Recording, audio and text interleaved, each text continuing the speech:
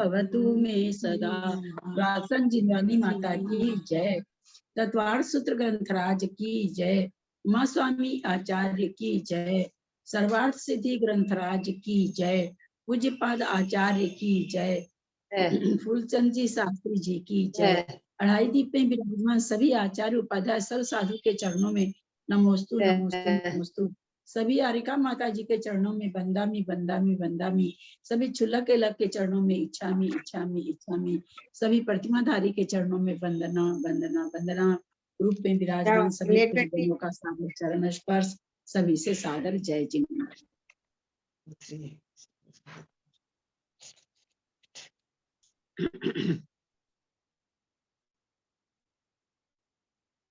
36 सूत्र तक उच्चारण करें।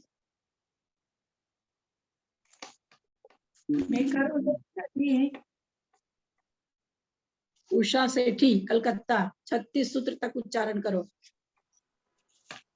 प्रणाम ललिता जी, सभी बड़ों से सादर प्रणाम। मोक्ष मार्गस्य नेतारं भेत्तारं कर्मभूभृतां ज्ञातारं विश्वतत्त्वानां वन्दे तद्गुणलब्धे। आष्टौ निरोध संवर सगुप्ति समिति धर्मानुप्रेक्षा परिषद जय चारित्रिक तपसा निजराच सम्यक योग निग्रहो गुप्ति ईर्याभाषेषणादान निक्षोपत सर्गा समितयः उत्तम क्षमा मार्दवार्जव शौच सत्य संयम तपस्त्याग आंकिंचन्य ब्रह्मचर्याणि धर्मः अनित्य शरीर संसार एकत्वा नित्वा शुच्यास्तव संवर्णे जगा लोक बोध दुर्लभ धर्म स्वाख्यात तत्वानुचिंतन अनुप्रेक्षः मार्गाचवन निजगार्थम परिशोढव्या परिशः क्षुत पिपासा संतोषण दंश मशक नाग्न्याग्रति स्त्रीचर्या निषद्या शय्याक्रोश वद याचना लाभ रोग तृष्ण स्पर्श मल सत्कार पुरस्कार प्रज्ञा ज्ञानादर्शनानि सूक्ष्म सांख्याय छद्मस्तवीत राग योग चतुर्दश एकादश जिने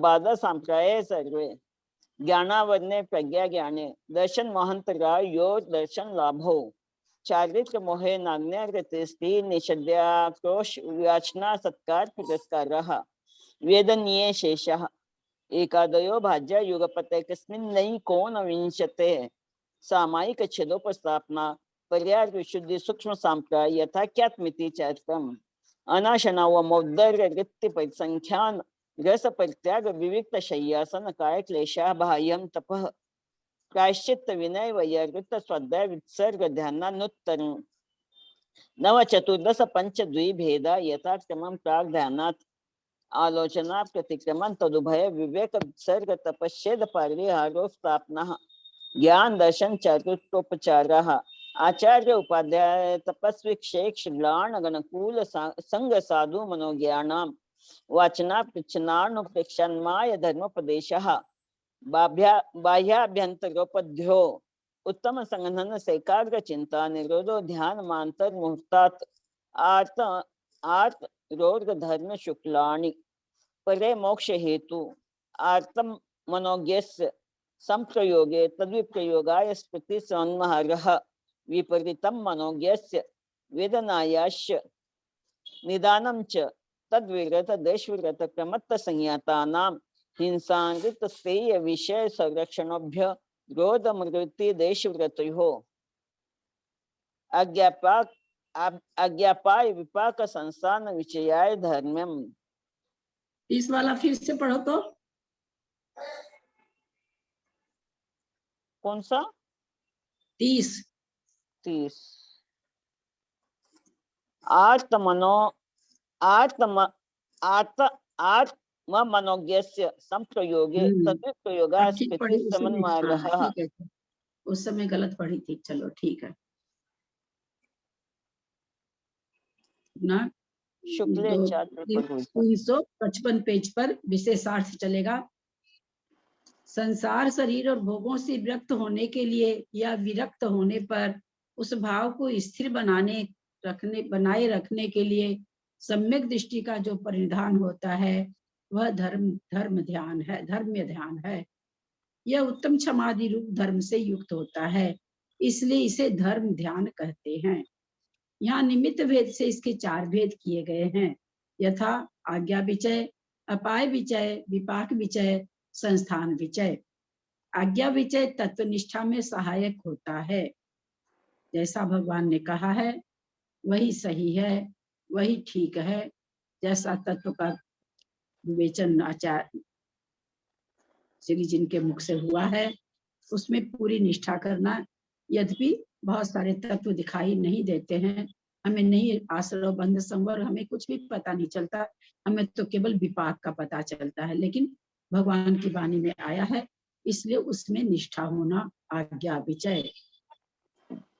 अपाय विचय संसार शरीर और भोगों से विरक्ति उत्पन्न करता है। अपने में जब कोई किसी भी तरह की कष्ट वष्ट होता है तो विरक्ति होती है कि भाई देखो कैसा संसार और शरीर और भोग से का इसका यही लक्षण है, इसमें इसी तरह का तकलीफ होती है और इस तरह से उसके दुख से जो ध्यान होता है उससे जो विरक्ति होती है संसार शरीर भोग से, उसका अपाय विचय नाम दिया। विपाक विचय से कर्म फल उसके कारणों को विचित्रता का ज्ञान दृढ़ होता है। विपाक मतलब पकना किसी चीज का, तो कर्म फल का और उसके कारणों की देख करके, दुखों को देख करके उसके कारण विचित्र विचित्र कारण कि भाई इस कारण से ऐसा दुख वर्तमानियों पढ़ने से पता चलता है, ऐसे तो क्या पता चलता है। तो विचित्र विचित्र कारण पढ़ने में मिलते हैं कि ऐसे ऐसे कारण से देखो इसके साथ है, कितने बड़े बड़े, हाँ अंजना के साथ, सीता के साथ, द्रौपदी के साथ, कितनी कितनी महासती नारियां थी है, उनके साथ भी कर्मों का विचित्रपना देखिए कि कैसे कैसे दुख उन लोगों को झेलने पड़े हैं। और संस्थान विचय से लोक की स्थिति का दृढ़ ज्ञान होता है। मूल टीका में विपाक विचय के स्वरूप का निर्देश करते हुए जो द्रव्य क्षेत्र काल आदि के निमित्त से कर्म फल की चर्चा की है, उसका आशय यह है कि यद्यपि कर्मों के उदय या उदीर्णा से जीव के औदैहिक भाव और विविध प्रकार के शरीर आदि की प्राप्ति होती है, पर इन कर्मों का उदय उदीर्णा बिना अन्य निमित्त के नहीं होती, किंतु द्रव्य क्षेत्र आदि का निमित्त पाकर ही कर्मों का उदय और उदीर्णा होती है। हम लोग सभी जानते हैं कर्मों का उदय, मंदिर में बैठे हैं, बहुत पूजा में मन लग रहा है, थोड़ा माथा भी दर्द हो रहा है, थोड़ा किसी को पेट भी दर्द हो रहा है, परंतु वो क्षेत्र नहीं है उस चीज का, तो हमारा ध्यान नहीं जाता है। यद्यपि कर्म का उदय तो अपने हिसाब से हो ही रहा है, उदीर्णा भी हो ही रही है, परंतु कर्म का उदय और उदीर्णा तब माना जाता है जब उसका विपाक का पता चले, फल का पता चले, उसको उदय और उदीर्णा कहते हैं। ऐसे तो उदय आते रहे कर्म, हमको कुछ फर्क नहीं पड़ता, तो हमें क्या पता क्या उदय में आया क्या नहीं उदय में आया। तो ये भी पक्की बात है कि सभी जानते हैं कि कर्मों का उदय उदीर्णा द्रव्य क्षेत्र काल भाव के निमित्त से आता है। आगे इसी बात को विशेष रूप से स्पष्ट करते हैं। द्रव्य निमित्त किसे कहते हैं? मान लो एक व्यक्ति हंस खेल रहा है, वह अपने बाल बच्चों के साथ गपा गोष्ठी में तल्लीन है, इतने में अकस्मात मकान को छत टूटती है और वह उससे घायल होकर दुख का वेदन करने लगता है। तो यहाँ उसके दुख वेदन के कारणभूत असाता वेदनी के उदय और उदीर्णा में टूटकर गिरने वाली छत का संयोग निमित्त है। ये तो वो तो हंस खेल रहा था, बच्चों के साथ मस्ती कर रहा था, कोई वेदन तो था नहीं उसको, लेकिन वेदन किस कारण से हुआ? यद्यपि उसका उदय आया, उसको चोट लगी, कर्मों का उदय उसको आया, लेकिन फिर भी वो किसके निमित्त से आया? छत टूट करके उसके चोट लगी, उसके निमित्त से आया। टूटकर गिरने वाली छत के निमित्त से उस व्यक्ति के असाता वेदनी की उदय उदीर्णा हुई और असाता वेदनी के उदय उदीर्णा से उस व्यक्ति को दुख का अनुभव हुआ। यह उक्त कथन का तात्पर्य है। तो क्या हुआ? द्रव्य निमित्त हुआ है ना, छत टूट के गिरना द्रव्य निमित्त हुआ, छत के टूटने से दुख का वेदन हुआ, तो द्रव्य के निमित्त से हुआ। इसी प्रकार अन्य कर्मों के उदय उदीर्णा में बाह्य द्रव्य कैसे निमित्त होता है, इसका विचार कर लेना चाहिए। बहुत अच्छी तरह से, बहुत तल्लीन होकर के सिद्ध चक्र विधान कर रहे हैं। बहुत मन लग रहा है, कुछ नहीं, घर की याद आ रही है, किसी तरह की व्यवधान नहीं लग रहा है, बिल्कुल मगन होके कर रहे हैं। उतनी ही देर में मंदिर का दरबान आके कहता है कि आपके घर से फोन आया है, आपको तुरंत बुलाया गया है, घर में तुरंत आपको तुरंत आने कह रहे हैं। विधान चल रहा है, विधान के बीच में और जाना पड़ता है। ये हो गया द्रव्य निमित्त। ये भी द्रव्य मतलब द्रव्य के निमित्त से वेदना होना। काल निमित्त, काल के निमित्त के होने पर विचार दो प्रकार से किया जाता है। एक तो प्रत्येक कर्म का उदय उदीर्णा काल, दूसरा वह काल जिसके निमित्त से बीच में ही कर्मों की उदय उदीर्णा बदल जाती है। आगम में अध्रुव उदय रूप कर्म के उदय उदीर्णा का काल का निर्देश किया है। उसके समाप्त होते ही विवक्षित कर्म के उदय उदीर्णा का भाव होकर उसका स्थान दूसरे कर्म के उदय उदीर्णा ले लेती है। जैसे सामान्य से आश्व रति का उत्कृष्ट उदय उदीर्णा काल 6 महीना है। इसके बाद इसकी उदय उदीर्णा न होकर अरति शोक की उदय उदीर्णा होने लगती है। किंतु 6 महीना के भीतर यदि हास्य रति के विरुद्ध निमित्त मिलता है तो बीच में ही उदीर्णा बदल जाती है। क्या कहना चाह रहे हैं? हास्य और रति का उदय काल, ऐसा उदय उदीर्णा काल 6 महीना होगा। हम लोग कर्मकांड में होगी ये चीज। तो अब 6 महीने तक उसको हास्य और रति का ही उदय और उदीर्णा होनी चाहिए, बीच में अरति का नहीं हो सकता।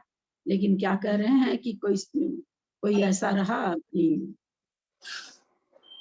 6 महीने के भीतर ही उसके विरुद्ध में ही किसी कोई ऐसी घटनाक्रम हो गई या कुछ भी हो गया तो हास्य और रति तो खत्म हो गई, और क्या नाम है, तो उसका विरुद्ध है सो अरति और शोक का उदय उदीर्णा हो गई। तो इसको कहे अध्रुवोदय रूप कर्म। मतलब उसका ध्रुवोदय तो नहीं थी, वो ध्रुवोदय अभी किसका चल रहा था? हास्य और रति का चल रहा था। लेकिन बीच में ही अभी 6 महीने तक चलती, लेकिन ये 6 महीने में ही 6 महीने के भीतर ही इसका ये रुक जाती है और रति और शोक का उदय आ जाता है। तो कहते हैं यहाँ पर ये चीज कहना चाह रहे हैं कि काल का 2 तरह से होता है। एक तो जैसा उसका समय है, समय के अनुसार बदलना। जैसे हास्य रति का 6 महीना है तो 6 महीने के बाद शोक और अरति आ जाना। ये तो हो गया ध्रुवोदय, जैसा था वैसा का वैसा चलना। दूसरा कहा कि कर्म के उदय उदीर्णा। ये तो हुआ कि काल के हिसाब से काल 6 महीने में बदलना चाहिए तो 6 महीने में बदला। एक तो ये कारण हुआ। दूसरा कारण हो गया अध्रुव उदय, जो कि किसी के निमित्त बस अरति शोक का उदय आ गया आशरति की जगह। तो काल का तो उसी से उसका काल आ गया उदय होने का। तो इस तरह से काल के निमित्त 2 तरह से, एक तो स्वतः जो होता है वो, और एक निमित्त पा करके होता है वो। दीदी प्लीज पेज नंबर बताइए। 355। ठीक। यह कर्म का उदय उदीर्णा काल है। अब एक ऐसा जीव लो जो निर्भय होकर देशांतर को जा रहा है, किंतु किसी दिन मार्ग में ही ऐसे जंगल में रात्रि हो जाती है जहाँ हिंस्र जंतुओं का प्राबल्य है और विश्राम करने के लिए कोई निरापद स्थान नहीं है।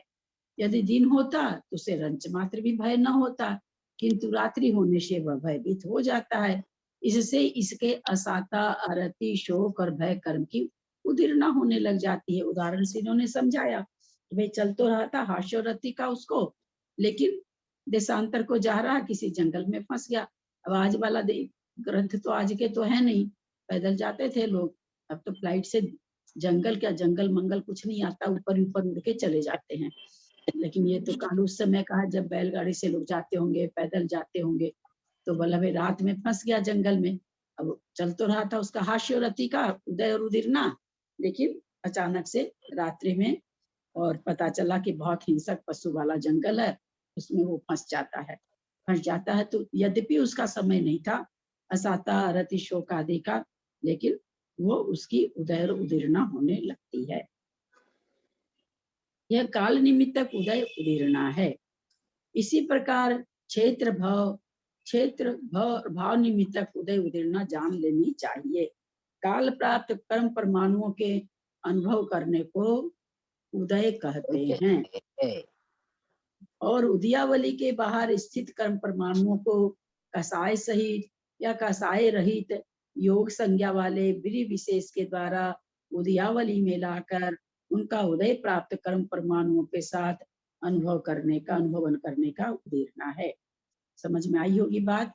स्वतः ही उदय में जिसका जिसका नंबर आता जा रहा, उदय में आ रहे हैं, तो वो तो हो गया उदय। लेकिन तपस्या करके जो कर्म 5 साल के में आने वाले थे, अथवा ये तो हो गया कसाई रहित का, बहुत कसाई करके कुछ कर्म ऐसे थे जो आते 5 वर्ष के बाद में उदय में।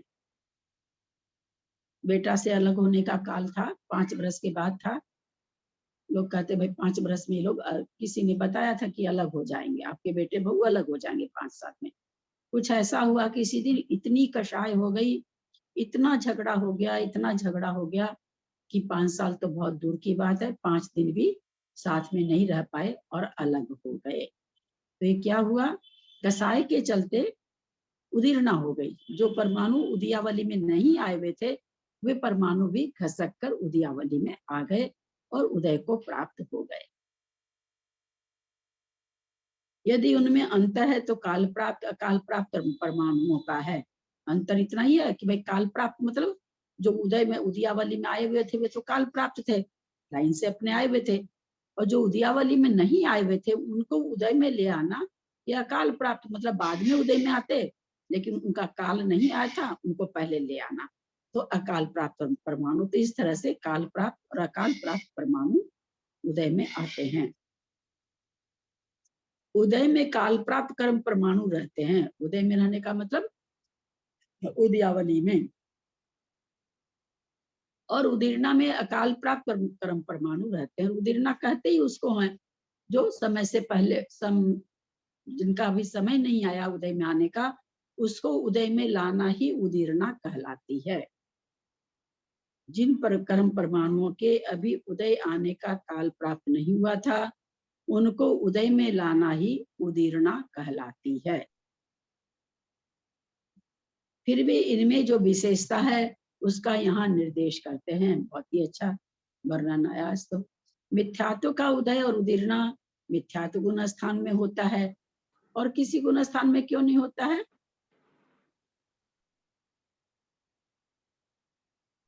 मिथ्या, क्योंकि ना मिथ्यात्व उदय इसमें मिथ्यात्व का उदय जो है ना मिथ्यात्व स्थान में इसलिए होगा क्योंकि उसके बाद में तो फिर वो उसमें चौथे गुण स्थान है प्रथमोपम सम्यक होगा उसको। अगर अनादि मिथ्या दृष्टि जीव है तो इसलिए तो मिथ्यात्व गुण स्थान में आएगा उसको। मिथ्यात्व तो दूसरा गुण स्थान नहीं है, तीसरा गुण स्थान नहीं है, तो वो मिथ्यात्व गुण स्थान तो एक ही है। आगे के गुण स्थानों में चूंकि मिथ्यात्व तो उदय में आ ही नहीं सकता, क्योंकि मिथ्यात्व के उदय से वे गुण स्थान नहीं बनते हैं।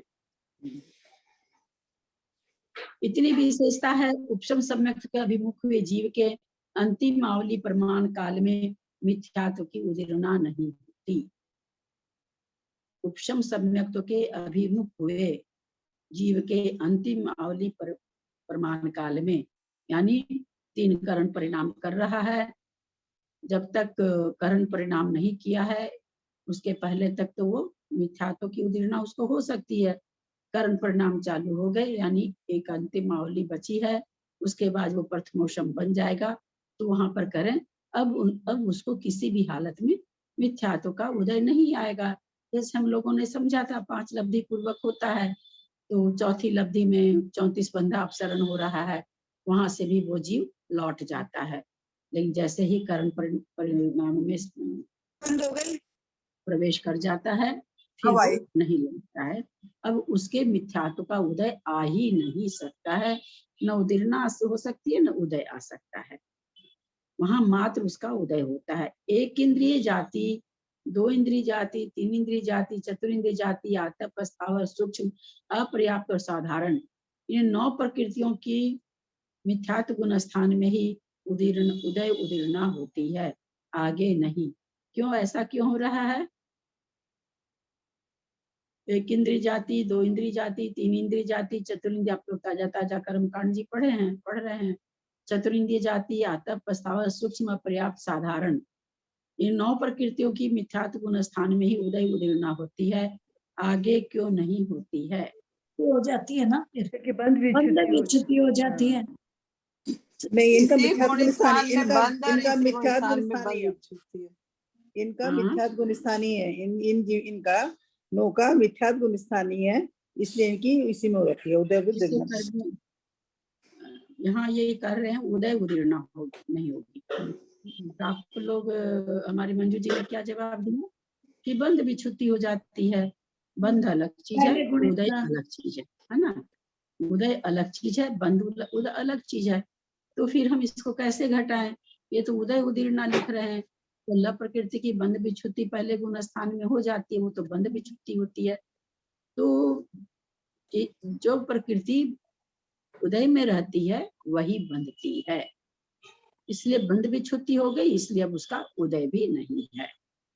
प्रायः करके बंद विच्छुति ऐसा ही चलता है कि जिसका उदय रहता है उसका ही बंद होता है। तो बंद विच्छुति हो गई, वहां पर उदय उदीर्णा भी उसके आगे नहीं होगा। अनंतानुबंधी चतुष्की प्रारंभ के 2 गुण स्थानों में उदय उदीर्णा होती है, आगे नहीं। सम्यक मिथ्यात्व तीसरे गुण स्थान में ही उदय उदीर्णा होती है, अन्यत्र नहीं।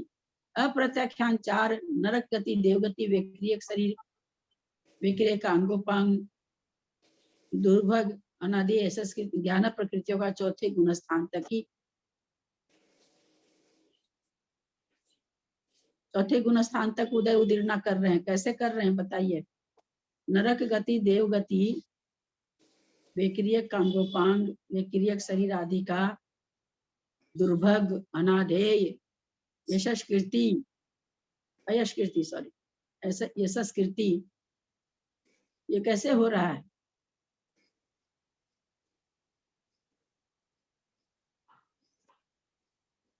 बोलो मेरी बहना, बहुत आगे तक कर्मकांड में चले गए हैं, ये तो बहुत प्रारंभिक चीज है।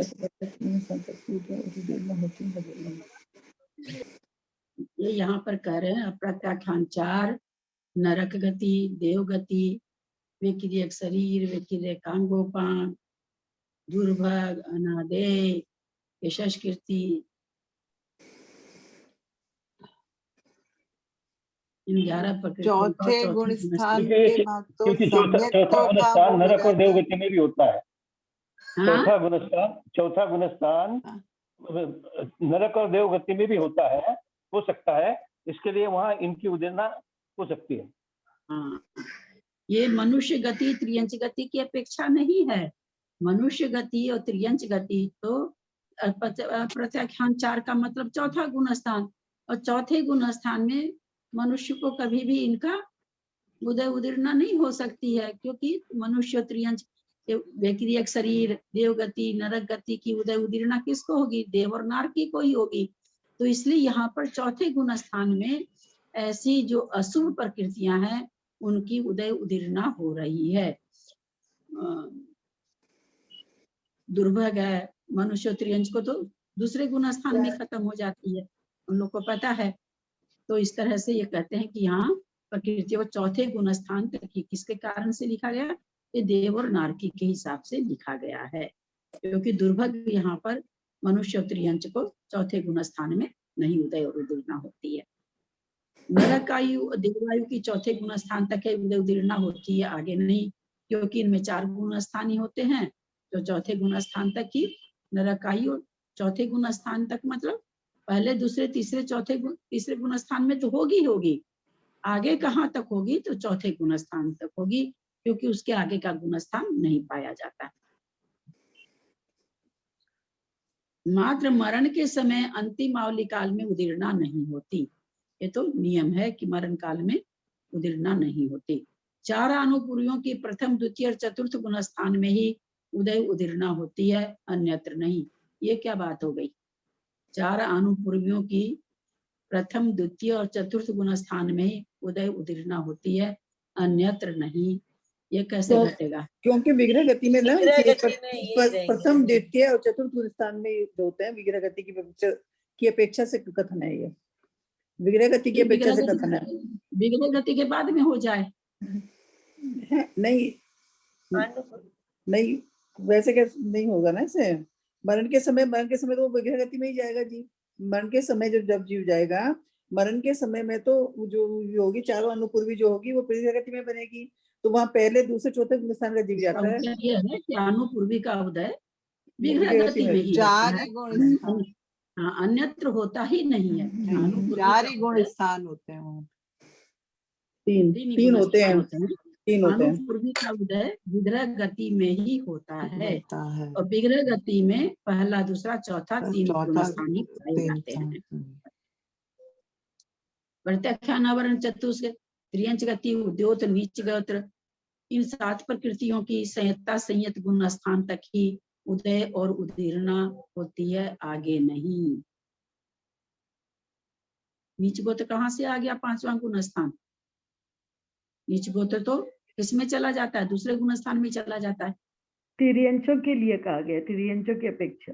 हाँ, त्रियंच का गोत्र नीच ही होता है। वो संयता संयत क्यों ना हो, पर उनका गोत्र नीच ही रहता है, ऊंच गोत्र नहीं होता। यहाँ से ये बात आज निकल करके बहुत से लोगों को रहता है ना, कई बार आते रहते हैं प्रश्न इस तरह के कि क्या 5वां गुण स्थानवर्ती त्रियंच नीच गोत्री होगा क्या? ऐसे प्रश्न आते हैं कई बार। तो यहाँ देखिए एकदम साफ लिखा हो गया कि 5वें गुण स्थान तक उदय उदीर्णा है नीच गोत्र की, यानी 5वें गुण स्थानवर्ती त्रियंच की भी गोत्र कौन सा है? नीच गोत्र ही है। ये सब चीजें आप लोगों को अंडरलाइन कर लेनी चाहिए, फुट नोट बना लेना चाहिए। इस पेज में यहाँ पर सर्वार्थ सिद्धि में ये लिखा है कि त्रियंच नीच गोत्र ही होते हैं, चाहे वे पंचम गुण स्थानवर्ती ही हों।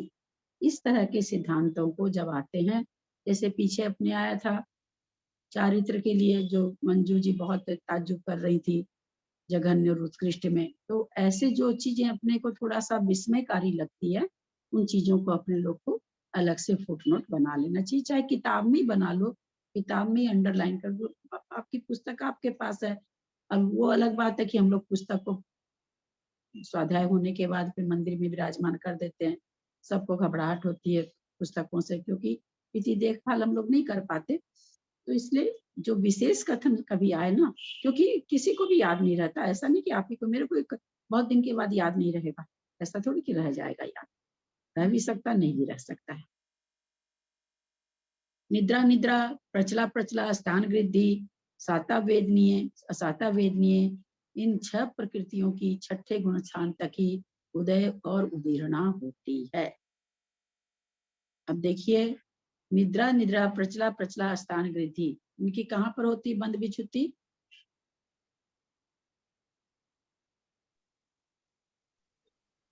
उसकी निद्रा निद्रा की 8वें गुण स्थान में होती है। में 8वें गुण स्थान में शुरू में, 8वें गुण स्थान नहीं, के शुरू में नहीं। होती है। हाँ, निद्रा निद्रा दूसरे गुण प्रचला स्थान की में, दूसरे गुण स्थान में। अरे भाई, निद्रा निद्रा प्रचला प्रचला की तो 8वें में तो निद्रा और हाँ प्रचला हाँ होती है। हाँ हाँ, 8वें में तो निद्रा और प्रचला ही होती है। हाँ, दूसरे गुण दूसरे में हो स्थान जाती है। हाँ, दूसरे में हो जाती है। वो तो निद्रा चलो, प्रचला है कोई तो खाली। कम से कम जवाब देते हैं, बाकी तो लोग ऐसे मौन बैठे रहते हैं कि जैसे कभी पढ़ा ही नहीं है। बहुत अच्छा, दूसरे गुण स्थान में हो जाती है, होती है। हाँ, परंतु सत्ता में बनी रहती है ये, है ना। बंद बंद रुक जाता है, परंतु सत्ता में बनी रहती है। तो देखिए कहाँ पर आ रही है, 6ठे गुण स्थान में भी इसकी उदीर्णा हो सकती है। मुनि महाराज भी स्थान वृद्धि निद्रा से पीड़ित हो सकते हैं। रात में उठे, चल दिए, बाहर नहर थी, नहर में गए, स्नान कराए, बैठ गए नहर में, अपना कमंडल को छोड़ आए, कुछ भी ऐसा कार्य कर सकते हैं। और ऐसा कार्य देख के हम लोग क्या कहेंगे? हम लोग क्या हल्ला कर देंगे दूसरे दिन उठ करके पूरे शहर में, अरे अरे ये मुनि महाराज तो मिथ्या दृष्टि हो गए, रात में नहर में गए थे नहाने, इसलिए हम लोगों को स्वाध्याय करना चाहिए, आंखें खोलनी चाहिए कि शास्त्र क्या कहता है, अंगुली नहीं उठानी चाहिए। यह स्थान वृद्धि का उदीर्णा करा रहे हैं, खाली उदय कराते तो समझ में आता है, किसको करा रहे हैं, छठे गुण स्थान वर्ती को। और अगर माता जी भी ऐसा कार्य कर लें तो हम लोग दूसरे दिन कम से कम 10-20 औरतों को जमा करके बताएंगे। ज्ञान है नहीं हम लोगों को कुछ भी, और बनते हम लोग बहुत बड़े बड़े हैं। देखिए कितनी बड़ी बात आई है, उदीर्णा हो सकती, बोलिए इतनी खराब निद्रा। स्थान वृद्धि तो जनरल में घर में भी किसी के अगर होता उदय तो घर वाले लोग उससे उसका देखभाल करते हैं, विशेष रक्षा करते हैं कि भाई ये नींद में उठ के चल जाता है, कहीं दरवाजा खोल के चला नहीं जाए, कहीं दरवाजा खुला छोड़ जाएगा तो कोई घुस जाएगा। अगर घर में भी ऐसी निद्रा का किसी को उदय रहता है तो हम लोग उसका विशेष ख्याल रखते हैं। और कहाँ तक है ये, छठे गुण स्थान तक है, उदीर्णा है छठे गुण स्थान तक। हम लोग अपनी आंखें खोलें, ज्ञान की क्षमता बढ़ाएं ताकि हम लोगों को दोष ना लगे। ये चीज देख करके कोई भी अच्छा से अच्छा ज्ञानी आदमी भी कह देगा, क्योंकि इतनी बारीकी से तो कोई ज्ञान करता नहीं है। पढ़ लिया, वो शास्त्र पढ़ लिया, वो एक लिस्ट बना लेते हैं हम लोग, कम से कम ये भी पढ़ लिया, ये भी पढ़ लिया, ये भी पढ़ लिया, ये भी पढ़ लिया। उसमें से अगर एक शब्द पूछा जाए तो नदारत। लेकिन पढ़ने का गिनती जरूर याद है कि 10 शास्त्र हमने पढ़ लिए। कितनी बड़ी बात आज सामने में आई है। कोई हम लोग मुनि महाराज को माफ करेंगे? नहीं करेंगे हम लोग माफ। कह देंगे ये तो मिथ्या दृष्टि है, काहे के मुनि हैं, उनको कपड़ा पहनाओ। दीदी निद्रा त्रिक में ये निद्रा पिछला स्थान वृद्धि ये 3 आएगी क्या त्रिक में? हाँ हाँ हाँ, ये तीनों ही निद्रा बहुत खराब मानी जाती है। तीनों का छठे गुण स्थान तक उदय है, उदय भी नहीं उदीर्णा भी है। मात्र निद्राधिक त्रिक की उदीर्णा वही करता है जिसने इंद्रिया पर्याप्ति पूर्ण कर ली हो। छठे गुण स्थान तक है, इसका मतलब पहले गुण स्थान वाले के उदय उदीर्णा है कि नहीं? उसके तो है ही, ये तो है ही है, पहले की तो है ही है, छठे तक है ना, तो है ही है। कहते हैं कि छठे गुण स्थान तक का मतलब हुआ 1 से लेके 6 गुण स्थान तक। कई बार होता ना कि अपने दिमाग में नहीं आती है बात, इसलिए मैंने पूछ ली, और कोई बात नहीं है। तो आगे चूंकि ध्यान नहीं जाता मेरा पूछने का, ये यहाँ पर आगे वाली पंक्ति जब ऐसी आ गई ना, मात्र निद्राधिक त्रिक की उदीर्णा वही करता है जिसने इंद्रिय पर्याप्ति पूर्ण कर ली है। यानी अपर्याप्त अवस्था में ये 3 निद्रा का उदय उदीर्णा नहीं होता। कहाँ से होगा, इंद्रिया ही नहीं तो बेचारा नींद कहाँ से लेगा वो जीव। ऐसा जीव यदि उत्तर शरीर की विक्रिया करता है या आहारक समुद्घात को प्राप्त होता है तो इन्हें प्राप्त होने के एक आवली काल पूर्व से लेकर मूल शरीर में प्रवेश होने तक इन 3 निद्राओं की उदीर्णा नहीं होती। इतना अच्छा गुरुचंद जी ने तो बहुत ही अच्छा भाई कमाल कर दिया।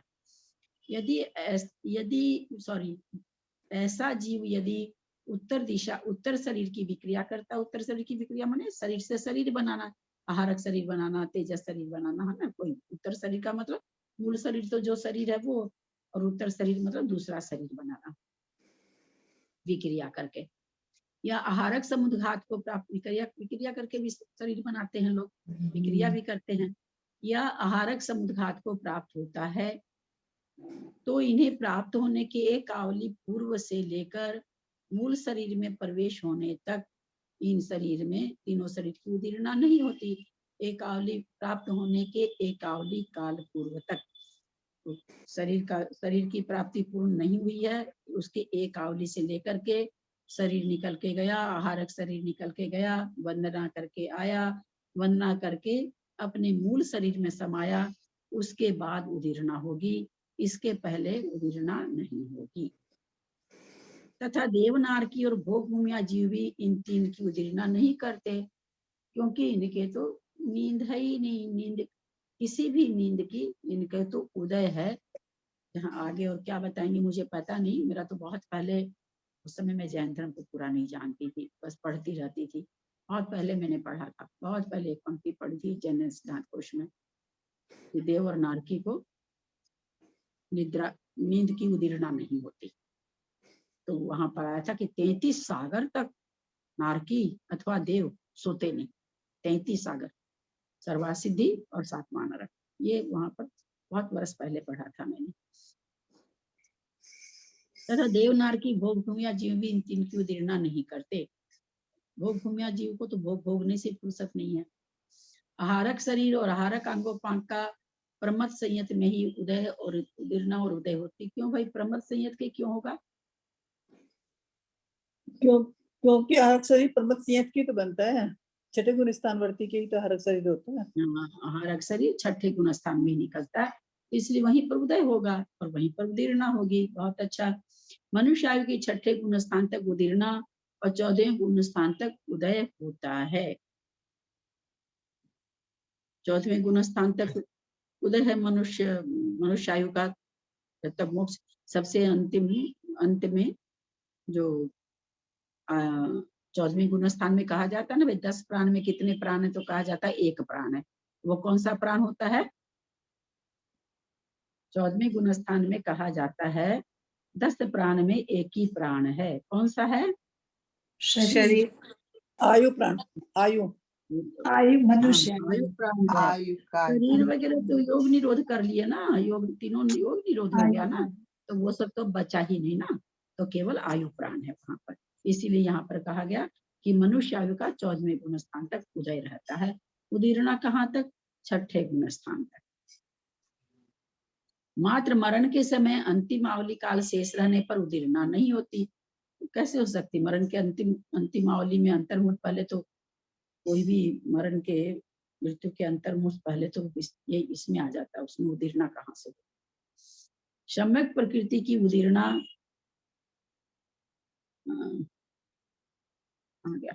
सम्यक प्रकृति की उदीर्णा और उदय चौथे से लेकर 7वें गुण स्थान तक वेदक और सम्यक दृष्टि की होती है। वहीं पर है सम्यक प्रकृति, इसके पहले भी नहीं है और आगे भी नहीं है। क्या आगे मिथ्या दृष्टि है? नहीं, फिर तो क्षाई क्या गुण स्थान तक है ना, फिर तो क्षापसमिक या उपसमिक फिर क्षायोपसमिक नहीं, क्षापसमिक नहीं, उपसमिक उपसम, वो तो उपसम तो द्वितीय उपसम होगा, लेकिन क्षायिक जीव रहेगा, क्षायिक होगा या उपसमिक करेंगे। तो क्यों सम्यक प्रकृति कहाँ गई?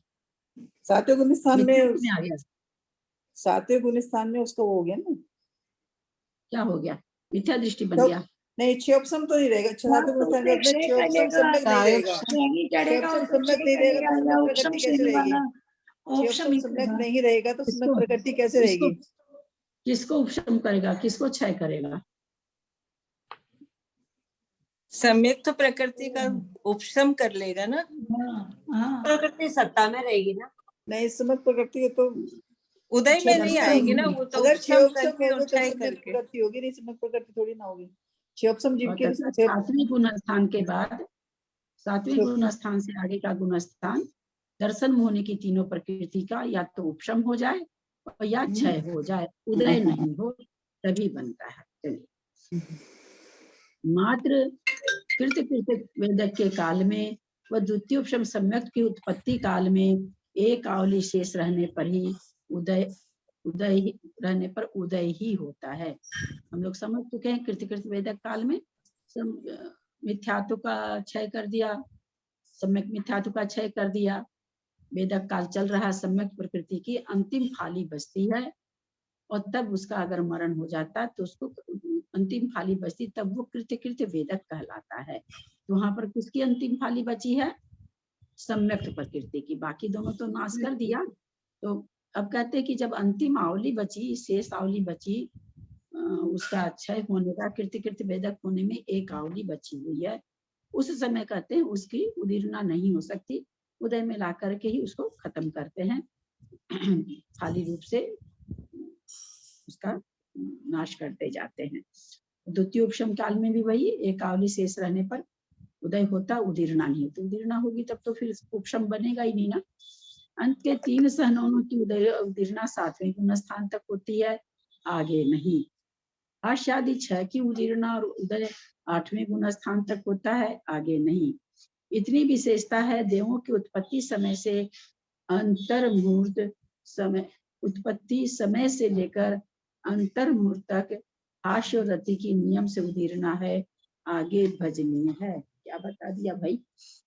हास्य आदि 6 की उदीर्णा और उदय 8वें गुणस्थान तक कोटि सामान्य कथन हो गया। ये तो इतनी विशेषता है कि देवों की उत्पत्ति समय से लेकर अंतर्मुहूर्त काल तक हास्य और रति की नियम से उदीर्णा होती है। मतलब जब वो उत्पन्न होते हैं, उत्पन्न से लेकर अंतर्मुहूर्त काल तक सभी देव, इसका मतलब बहुत खुश पाए जाते हैं, है ना। अंतर्मुहूर्त काल, तो उसके बाद तो कहते हैं आगे भजनी है। भजनी का मतलब होता है कि आगे भी रह सकती है और नहीं भी रह सकती है, दोनों चीज है। आज भजनी का मतलब होता है हो भी सकती है, नहीं भी हो सकती है। लेकिन अंतर्मुहूर्त तक तो देवगति में उत्पन्न होने वाले सब हास्य रति से संयुक्त रहते हैं। तथा नारकियों की उत्पत्ति समय से लेकर ठीक उल्टा हो जाएगा, अंतर्मुहूर्त काल तक अरति शोक की नियम से उदीर्णा होती है, आगे भजनी है। ये प्रकरण तो पूरा कॉपी में लिखने लायक है, सारा का सारा। आगे भजनीय है। 3 वेद क्रोधादिक 3 संजलन की उदीर्णा व उदय 9वें के उपांत्य भाग तक ही रहती है। क्यों 9वें तक ही क्यों लिखा उदय उदीर्णा, आगे क्यों नहीं लिखा? तीनों वेद का जो उदय है उसमें 9वें गुणस्थान तक ही है। हाँ, तीनों वेदों का उदय 9वें गुणस्थान तक ही है। तीनों वेद की उदय विच्छुद्धि हो जाती है, बंद विच्छुद्धि हो जाएगी ना। 9वें गुण स्थान में उदय विच्छुद्धि होती है। जहाँ पे उदय नहीं है वहां उदीर्णा भी नहीं होगी दीदी, है ना। 9वें गुण स्थान में सत्व विच्छुद्धि हो जाती, सत्ता में ही नहीं है तो उदय कहाँ से आएगा? सत्व विच्छुद्धि हो जाती है ना, यहाँ तो सत्व विच्छुद्धि हो रही है। 9वें गुण स्थान में तो सत्ता से ही खत्म हो रहा है सब कुछ। 3 वेद क्रोधादि 3 संजलनों की उदय उदीर्णा 9वें के उपांत्य भाग तक होती है। संजलन आदि 3 संजलनों की, क्रोध आदि 3 यानी लोभ बच गया, ध्यान देंगे, लोभ बच गया, क्योंकि लोभ का उदय कहाँ है? क्यों नहीं लिया लोभ को 9वें गुण स्थान में? 10वें गुण स्थान तक, 10वें गुण स्थान तक सूक्ष्म लोभ है। हाँ, सूक्ष्म लोभ, सत्व और उदय दोनों बना हुआ 10, इसलिए 3 का सहाय को लिया है। इतनी विशेषता है कि जिस वेद के उदय से श्रेणी चढ़ता है उसके प्रथम स्थिति में एक आवली काल शेष रहने पर उदीर्णा नहीं होती। जिस वेद के उदय से श्रेणी चढ़ता का क्या मतलब हुआ? अरे पुरुष ही वेद तो रहेगा नहीं, ये भाव वेद की अपेक्षा कथन आया है, ये भाव वेद की अपेक्षा कथन आया है। और जिस समय नहीं, अगर पुरुष है और उसको भाव वेद कोई भी है, इसलिए है। देखिए कौन है, सुनते हैं क्या? देखिए उठ करके, भाव वेद की अपेक्षा कथन है, बहुत अच्छा। कहाँ पढ़ रहे थे? इतनी विशेषता जिस वेद की वजह से श्रेणी चढ़ता है उसकी प्रथम स्थिति में एक काल शेष रहने पर उदीर्णा नहीं होती है, क्योंकि जो भी कर्म जब क्षय को प्राप्त होने वाले रहते हैं तो एक आवली पर पहले ही उदीर्णा रुक जाती है, फिर वो उदय रूप से होकर के क्षय को प्राप्त होते हैं। कहाँ है? देखो ना कौन बोल दे रहा? हाँ, बेल कौन दे रहा? देखिए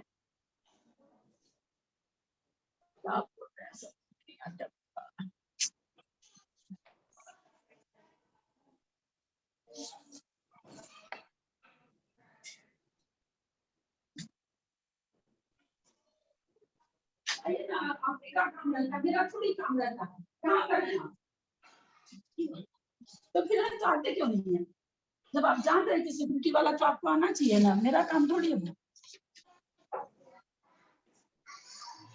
और इनको कहिए कि बेल इतना क्यों देते हैं, एक बेल देकर के छोड़ दें, 25 बेल क्यों देते हैं?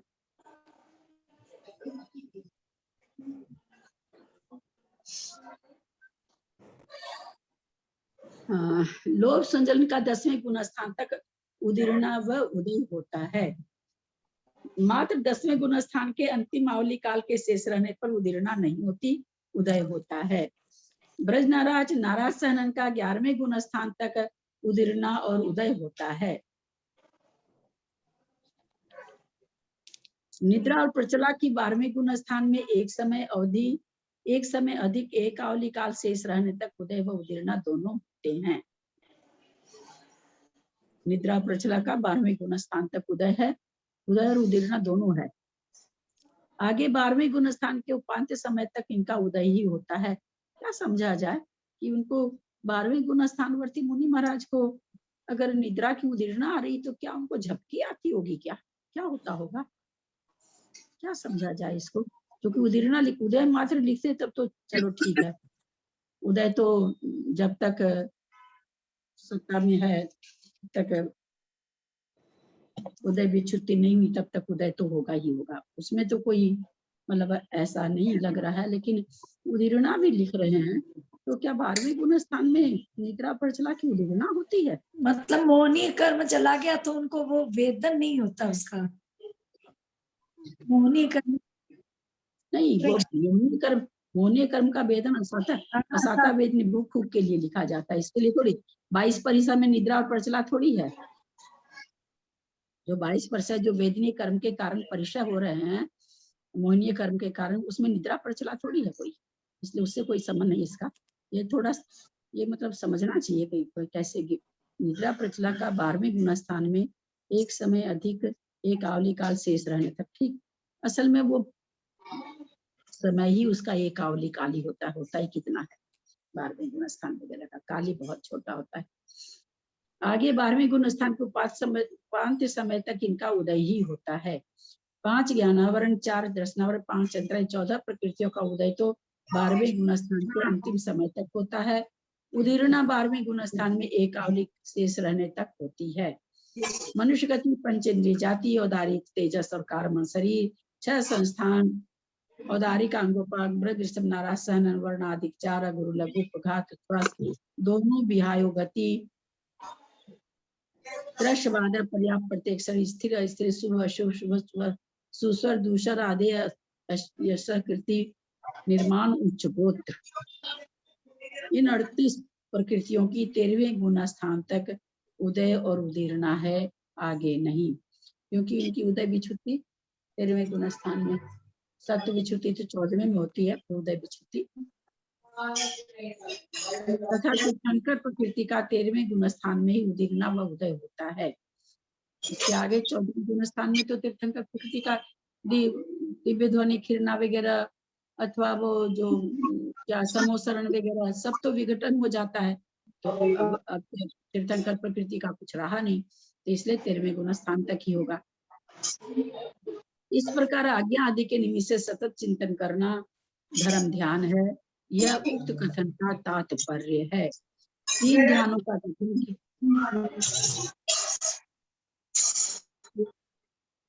वीणा दीदी म्यूट कर लेंगे, वीणा दीदी, वीणा जय।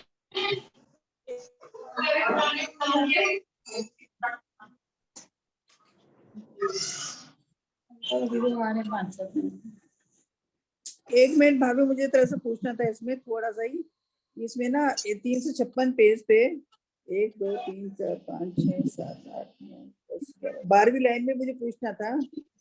356 पेज पे 12वीं लाइन में आवाज आ रही है मेरी?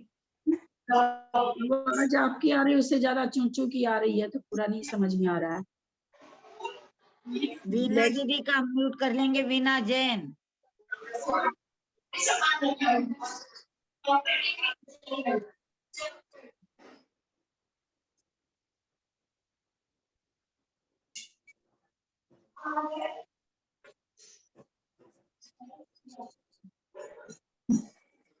हाँ, मैं कह रही थी इसमें जो है ना, ये वाला मुझे समझ नहीं आया, वहां मात्र उसका उदय होता है, ये ना, ये थोड़ा सा क्लियर कर दीजिए।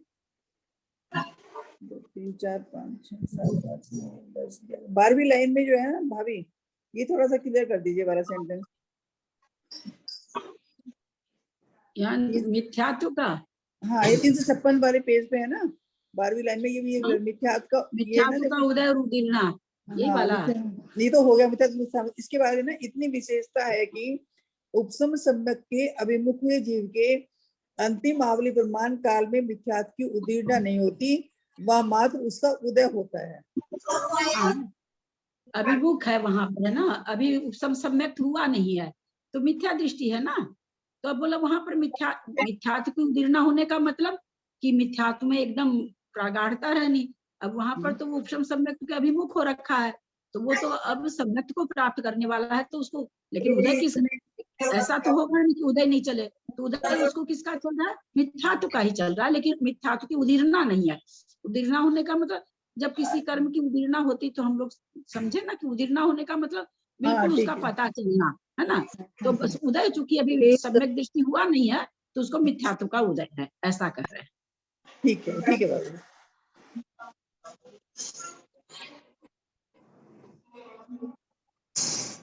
बड़ा था, बहुत अच्छा था। एक सूत्र ले लेते हैं आज। ये तीर्थंकर प्रकृति का उदय 14वें गुण स्थान में कि 13वें गुण स्थान में? क्या चीज का? तीर्थंकर प्रकृति का उदय कहाँ तक है? तीर्थंकर प्रकृति का उदय ही 13वें गुण स्थान में होता है, और उदय विच्युति भी 13वें गुण स्थान में है, क्योंकि 14वें गुण स्थान में तो उनका योग निरोध हो गया। अब काहे का तीर्थंकर?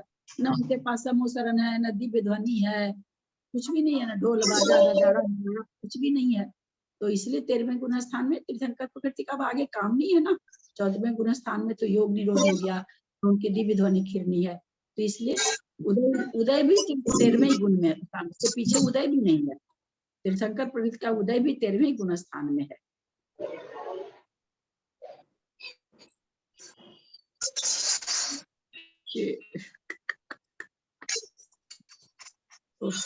ललिता जी, हाँ, अजीब सा क्वेश्चन है वैसे तो। तीर्थंकर जैसे बोलते हैं कि 5000 धनुष ऊपर उड़ जाते हैं ना ये लोग पहले केवल ज्ञान के बाद, तो फिर ये योग निरोध होता है तो फिर नीचे आते हैं क्या वापिस, क्या होता है? क्योंकि कहाँ कोई वृक्ष के नीचे या पहाड़ पे कहीं भी होता है मोक्ष, अब तो होता है कि आता है ना कि यहाँ से मोक्ष गए, इस स्थान से वही तो मोक्ष बोल गए, रही हूँ मैं। तो समोसरण विघटन होने के बाद में अब वो बुद्धि पूर्वक तो कुछ आते नहीं ना, तो बुद्धि पूर्वक समोसरण में जाते हैं, है ना बुद्धि पूर्वक कुछ करते हैं। वो सारी क्रिया उनकी तीर्थंकर हो या सामान्य केवली हो, हमको लगता है कि वो बुद्धि पूर्वक तो होती नहीं, स्वतः वो क्रिया होती है उनकी, तो नीचे ही आते होंगे। अब नीचे रह गया कि भाई जमीन से टच करते हैं कि नहीं, ऐसा कुछ पढ़ने को नहीं मिला मुझे कभी आज तक। वही तो आज ये कैसे नहीं पता। और सामान्य केवली भी सब 5000 धनुष ऊपर रहते हैं क्या?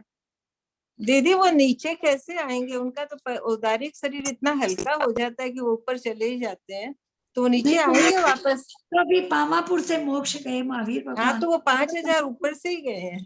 नहीं ये तो कभी नहीं, पता नहीं आता ना। उस शिला से मोक्ष गए, उस शिला पे उन्होंने योग निरोध किया, या उस वृक्ष के नीचे? नहीं, योग निरोध के लिए नहीं आता है शिला और वृक्ष, तपस्या के लिए आता है। शिखर से भी गए हैं, तो वो मैं इस पर अपनी जबान अभी नहीं चला सकती। आपकी शंका हुई है, मैं खोजने की कोशिश करूंगी, खोजने पर बताऊंगी।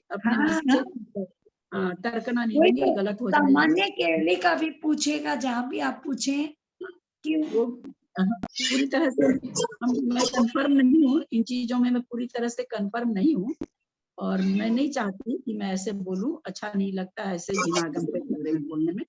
थोड़ा देख लेते हैं, कहीं मिल जाता है कुछ तो फिर आप लोगों को बताते हैं। आपका 2 प्रश्न है कि सामान्य केवली 5000 धनुष ऊपर जाते हैं क्या? नंबर 2, जब समोसरण का विघटन हो जाता है तो तीर्थंकर नीचे आ जाते हैं क्या? 2 प्रश्न आपके हैं, मैं कोशिश करती हूँ देखने का। हाँ, दीदी ये भी है कि एक बार वो ऊपर चले जाते हैं तो नीचे आते हैं क्या? वो तो एक ही बात हो गई ना। वो तो अगर मोक्ष जब उनका ये हो रहा है, पंडित मरण जिस समय हो रहा है, तो वो क्या आकाश में करते हैं क्या? वो अपने आप, वो प्रश्न तो बैठ ही गया ना। फिर अगर नहीं करते तो आते ही। वैसे वो समोसरण विघटन होता है, उसके बाद वो योग निरोध करने के लिए चले जाते हैं ना। ये आता ना, वहां चले गए तो फिर वो ऊपर ही रहते हैं। हाँ, तो योग निरोध जहाँ वो करके वो होगा वहीं पे चले जाते। तो नीचे तो समोसरण आएंगे के ना, वितरण के बाद में, समोसरण के वितरण के बाद में जहाँ उनको योग निरोध करना रहता है वहां तक पहले जाते हैं। वहां तो हाँ। चौधारी का योग हो ही रहा है हमको, वहां हाँ। जाके योग निरोध करते हैं। वहाँ अब योग वहां निरोध जाके करके योग फिर निरोध करने का अब उतनी ऊंचाई पर ही रहते हैं क्या, नीचे नहीं? थोड़ा सा लग तो नहीं रहा कि रहना चाहिए, नीचे ही आना चाहिए, नीचे आकर के ही योग निरोध होना चाहिए। लेकिन फिर भी मैं अभी नहीं कुछ बोलती, मेरे को कुछ कहीं खोज लेने दीजिए, तब मैं आप लोग को कई बताऊँ। का ऐसे सुनते हैं ना सामयिक, कई वर्तमान युग में वो आते हैं दृष्टांत, और वैसे भी अपन बोलते हैं समुद्र से भी सिद्ध होते हैं, वहां से भी वहां गिरा दिया, वहां से मोक्ष हो गया, तो इसका मतलब नीचे ही। नहीं नहीं, वो तो आकाश से भी मोक्ष बताया है ना। नहीं, आकाश से पर भी वो भी तो बताया है। बताया है ना कि उनको ऐसे नदी में गिराया और तुरंत वो वहीं से मोक्ष हो हाँ, गया। कह तो रहे हैं कि नदी में ही नहीं बताया है, आकाश से भी बताया है, आकाश में ले सब जाके तरह छोड़ से। दिया। हाँ, आकाश का खुले तो आकाश है, में चलो छोड़ दिया। आकाश आकाश वाले में में छोड़ दिया, शंका ही वहीं नहीं है। केवल ज्ञान हुआ और वहीं हाँ। आकाश से ही मोक्ष चले गए, ऐसा तो आता है। हाँ, लेकिन अब ये आकाश पर भी तीर्थंकर तो शंका ही नहीं है। तीर्थंकर योग निरोध जहाँ जाके करते हैं तो वहाँ ये पृथ्वी पर आ जाते हैं या ऊपर ही रहते हैं, ऐसा ये थोड़ा सा प्रश्न खड़ा हो रहा है। देखते हैं, कुछ मिलता है तो बताते हैं आप लोग को। पर ललिता जी, तीर्थंकर प्रकृति की सत्व विच्युति 14वें गुण स्थान में नहीं है?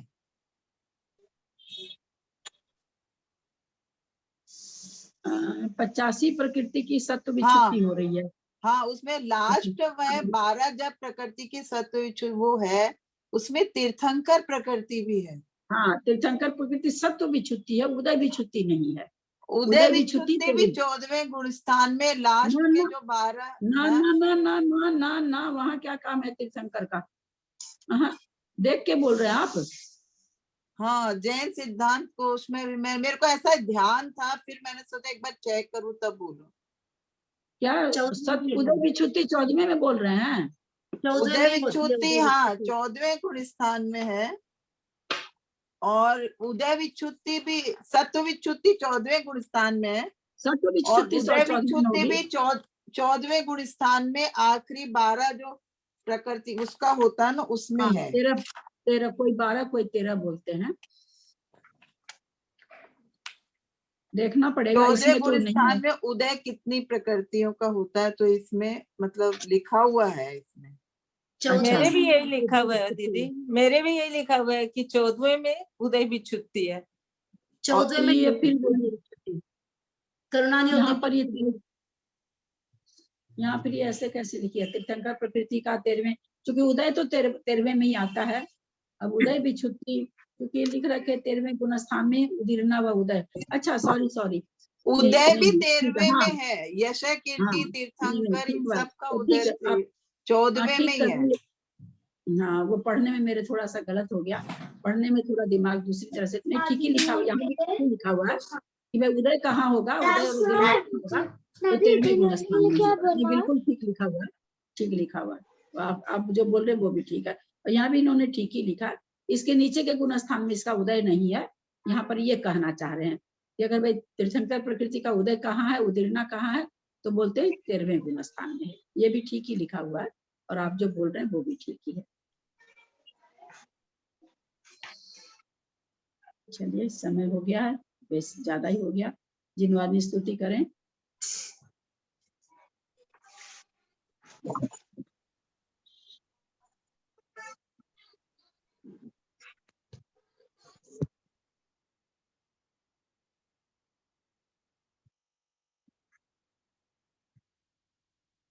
जिनवानी स्तुति करें।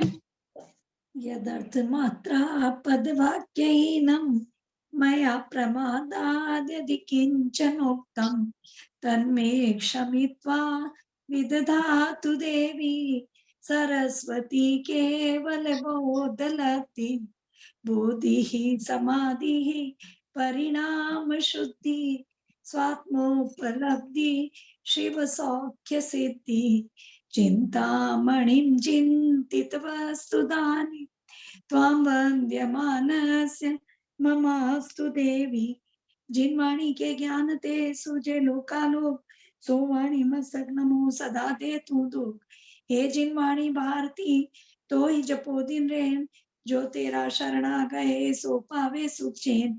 देव बजो अरियंत को गुरु से हो निर्ग्रंथ, दया धर्म पालो सदा यही मोक्ष का पंथ। द्वादशांग जिनवाणी माता की जय, तत्वार सूत्र ग्रंथ राज की जय। सर्वार सिद्धि